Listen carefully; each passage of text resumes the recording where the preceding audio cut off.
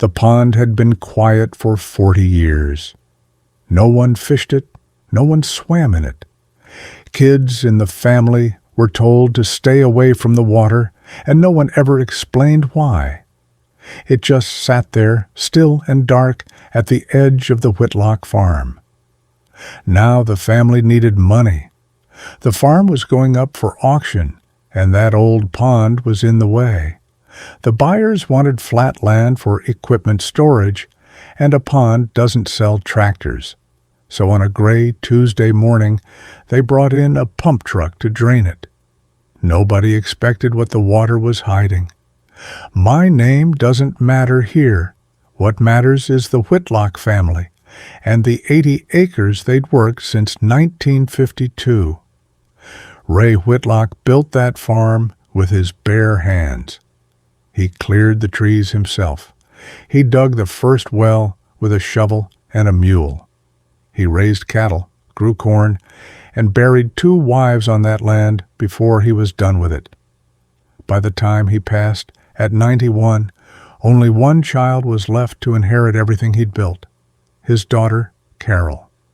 Carol was 73 years old, tired, alone, and finally ready to let the farm go. She had a brother once, Tommy. Tommy Whitlock disappeared in the fall of 1984. The family story never changed in 40 years. Tommy had a fight with their father. He packed a bag. He drove off in his old Ford truck, and he never came back. Some relatives figured he moved out west. Others said he probably didn't want to be found. Carol used to tell people her brother just needed space, and one day he'd come walking back up the driveway. He never did. For 40 years, that was the ending everyone accepted, until the pond started draining. It took almost 6 hours to empty. The water dropped inch by inch, revealing mud, tree roots, an old tire half buried near the bank. The workers didn't think much of it at first. Ponds always hide junk. Old fence posts, rusted buckets, nothing worth stopping for. Then, just before sunset, one of the men stopped the pump. He'd seen something, a shape, long and rusted, sitting low in the silt at the deepest part of the pond, where the water had always been too dark to see the bottom. Carol was standing at the fence line when he called her over. She walked slowly. Her knees weren't what they used to be, not anymore. When she saw it, she stopped breathing for a second. It was a truck, an old Ford, sunk nose first into the mud, exactly the color Tommy's truck used to be. The same faded blue, the same rounded fenders. Carol didn't say a word. She just stood there at the edge of the pond, staring at 40 years of silence, rising slowly out of the water. The workers didn't know what to do, so they called the sheriff. By the next morning, half the county had heard about it. Word travels fast in a small town, especially when it involves a family that everyone thought they already knew everything about.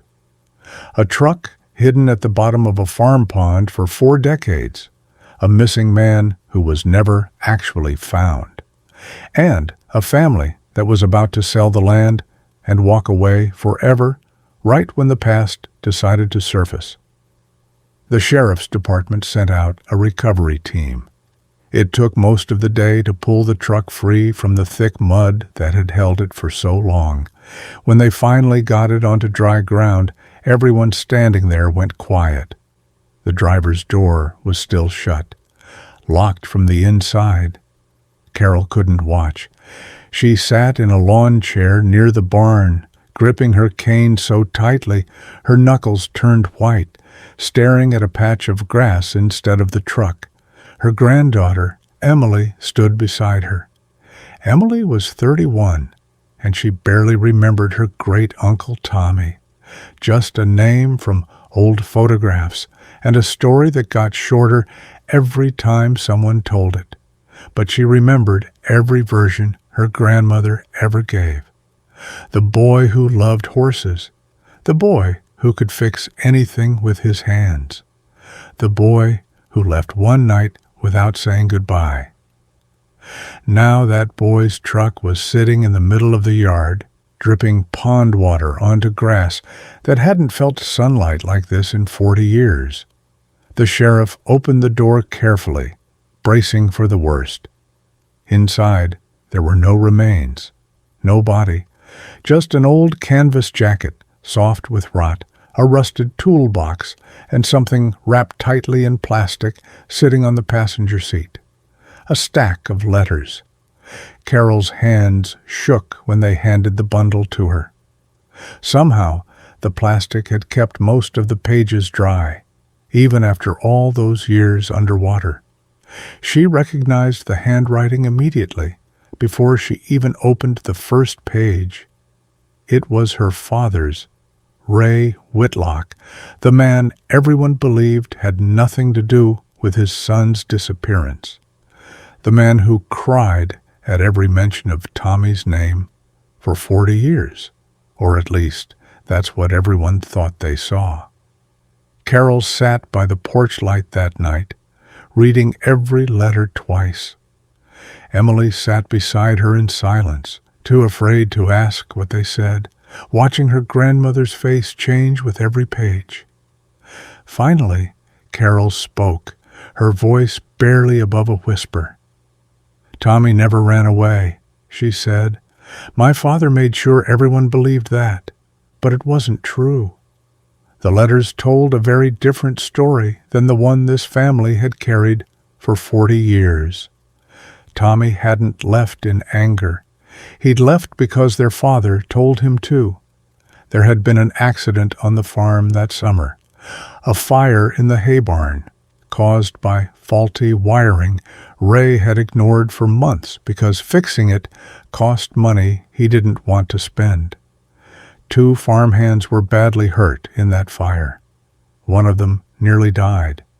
Tommy wanted to go to the authorities. He wanted his father held responsible for what happened. Ray begged him not to. He said it would destroy the family name, destroy the farm, destroy everything 3 generations had worked to build. So they made a deal, father and son, sitting at that same kitchen table Carol still ate breakfast at every morning. Tommy would leave quietly for a while. Ray would pay the injured men to stay silent, and the story told to everyone else would be that Tommy simply couldn't handle farm life anymore. But it was never supposed to end at the bottom of a pond. According to the last letter, Tommy planned to leave that same night. He was going to drive north, start fresh somewhere new, and maybe come back one day once things had settled down. He never got that chance. A storm hit the valley that evening. Hard rain, flash flooding, roads turning to rivers in minutes, the kind of storm old-timers still talk about. Tommy's truck went off the dirt road near the pond in the dark. Whether he lost control on the mud or the ground simply gave way beneath the tires, no one will ever know for certain. What the letters revealed next was the hardest part of all. Ray found the truck the next morning, sunk halfway into the water, headlights still faintly glowing beneath the surface. And instead of calling for help, instead of telling a single soul the truth, he pushed it the rest of the way in. He let everyone believe his son had simply run away. For 40 years, Ray carried that secret completely alone. He wrote letter after letter to a son who would never read a single word, confessing everything he never had the courage to say out loud while he was alive. Carol finished the last letter around midnight. She folded it carefully and placed it back with the others, her hands trembling. "He was ashamed," she whispered. "My whole life. He was ashamed, and I never even knew what of." Emily didn't know what to say. She just reached over and held her grandmother's hand, letting the silence sit between them for a while. The next few days passed in a blur. Investigators confirmed there was no foul play involved, no crime beyond an old man's terrible choice. Just a tragic accident, followed by decades of silence from a father who made the worst decision of his life, trying to protect a farm that never mattered more than his own son. Word spread fast through town. Some neighbors were shocked. Others admitted they'd always wondered why Ray Whitlock changed after that particular year. Quieter, colder, like something inside him had simply shut off and never turned back on. Now, finally, everyone understood why. The auction was postponed. Carol said she needed time before selling land where her brother had been resting, unknown and unspoken, for 40 years, without a single soul aware he was even there. A small memorial service was held near the pond 2 weeks later.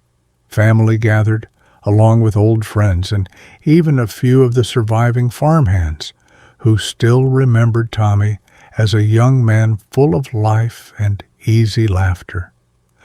Carol stood at the edge of the water, the same water that had kept her brother's truck hidden for so long, and she finally said the goodbye she never got the chance to say back in 1984. "You didn't run away," she said quietly, her voice cracking. "I know that now. I'm sorry it took this long to know it." Emily stood beside her, holding an old photograph of Tommy from before everything happened. Young, smiling, leaning against that same truck in the driveway, with no idea what was coming. After the service, Carol made a decision that surprised everyone. She wasn't going to sell the farm to strangers who would fill in the pond, pave over the memory, and forget everything that had happened on that land. Instead, she signed the whole property over to Emily. "Some things," Carol told her, holding both of Emily's hands in hers, "are worth keeping, even the hard parts, especially the hard parts." Emily didn't move back to the city like she'd originally planned. She stayed. She started fixing up the old farmhouse slowly, one room at a time, learning the history hidden in every creaking floorboard. The pond was left exactly as it was. No draining, no filling, no bulldozers, just quiet water, reflecting the sky the same way it always had, holding nothing now but rain and sunlight. Sometimes Emily walks down there in the evenings and just sits for a while, watching the surface ripple in the wind. She says it doesn't feel sad anymore. It feels like the truth finally has somewhere to rest, out in the open, where it belongs. Ray Whitlock spent 40 years trying to protect a name that meant nothing without the son he lost. In the end, it was his silence that almost erased Tommy completely. Not the accident, not the storm, not the water. But the pond remembered what he tried so hard to forget. And sometimes, no matter how deep you try to sink the truth, it finds its way back to the surface, eventually. If this story moved you, you're going to want to hear the next one. Every week, we uncover another forgotten farm, another hidden truth, another family secret waiting to come back to the surface. Subscribe to Forgotten Farm Tales so you don't miss what gets uncovered next.